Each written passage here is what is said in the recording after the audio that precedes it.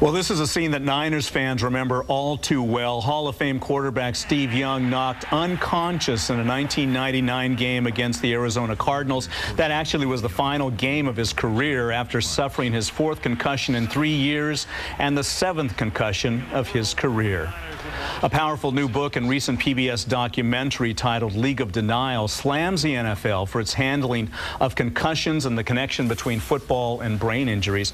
And co-author and investigative reporter Mark Fainaruwada joins me this morning. And Mark, first of all, congratulations on the book and the documentary. Thanks very much. You spent some 2 years working on this and doing the investigation into this. And to put it nicely, the NFL has been dragging their feet dealing with this whole issue of concussions and repetitive motion and brain injury. Yeah, I think the title sort of says it all, yeah. League of Denial. I mean, I think rather than dragging their feet, they've really been in denial. I mean, the book was produced with my brother Steve Fainaru, my colleague, and he's an amazing reporter. And I think for us, as we went through the process of the reporting, I think the thing that struck us maybe the most was the profound level of denial. I mean, you're talking about 2 decades in which the NFL is, on the one hand, attacking independent scientists who are, some very colorful figures in the book who are raising red flags of the league and saying, look, this is an issue.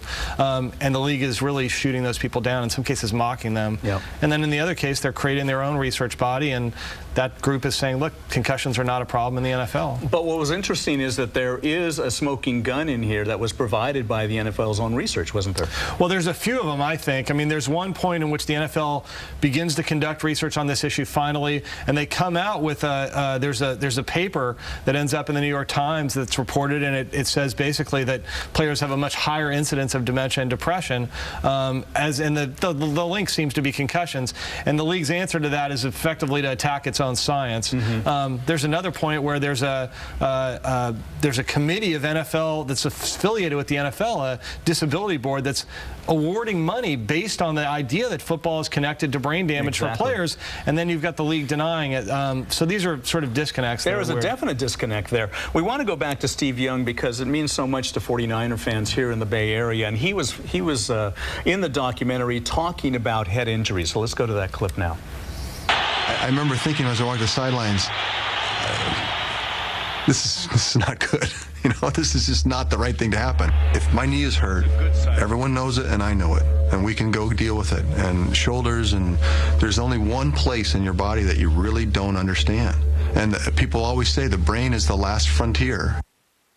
Steve Young suffered 7 concussions throughout his Hall of Fame career, and I'm just wondering if you had the ear of the NFL, what would you be telling them to try and stem this tide of concussions? Well, I don't think the purpose for us in ever doing the book was about dictating towards the NFL. I mean, it's really interesting to see Steve talk about this. We spent a bunch of time with him. He's in the book considerably, and it's the first time he's ever really talked extensively about his issue. And for him, it was, in some cases more. He argues it was more a political issue with him in the times of concussions. And I think, the question that I think that a lot of people have for the league right now is not so much, how do you change the sport? Because I think there's a real question about, can you change football? It's inherently violent and brutal, and that's one of the things we love about it. But the message still coming from the league is almost a level of denial in some ways. I mean, when Commissioner Goodell is asked about it now, he says, look, we're going to wait for the doctors to decide and tell us what the link is between football and brain damage.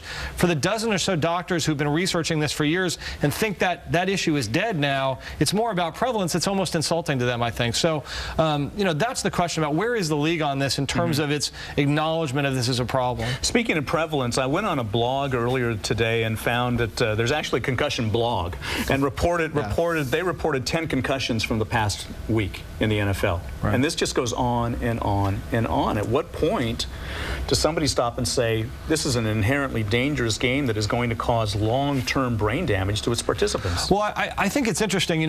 One of the pieces that's most dramatic to us in the book, and there's some of this in the film, but it's really played out extensively in the book, is this question of subconcussive hits. And it's not so much the idea of these concussions that are so obvious and always get diagnosed. The researchers say that the subconcussive hits, the very nature of the sport, actually, linemen just pounding on each other time and again, is what's at issue and could lead to these over and over again. These kinds of problems. And I think that's the real question. And I'm not sure, you can really legislate that out of the sport. You can legislate out these big hits that we see, but I'm not sure you can legislate out the sort of general hitting that goes on in the pit every play. What do you think about the future of football? Because it was mentioned in the documentary that saying that it's the mothers of America that are going to actually cause the downfall of football because they don't want their sons playing the sport. Well, I think there's two pieces to it. There's the NFL element of it, and where's the NFL headed? And both Steve and I love the NFL. He's a 49ers season ticket holder, and we love the sport. And I don't think that's going anywhere. This is a $10 billion industry, right? 100 million people watch the Super Bowl. So the idea that the sport is somehow going to go away, I think is foolish. I think the question is, how is youth sports going to evolve? How is youth football going to evolve? And those are the discussions that are being had as mothers and parents across America are talking to their kids about whether to let them play. What are the implications of playing? I think that's going to be the real question. All right. Well, the title of the book and the documentary, which you can see online at Frontline, is League of Denial. Mark Fainawada, thank you so much for joining us. Congratulations on the book and the documentary. Thanks, Marty. Really appreciate it. We'll be right back.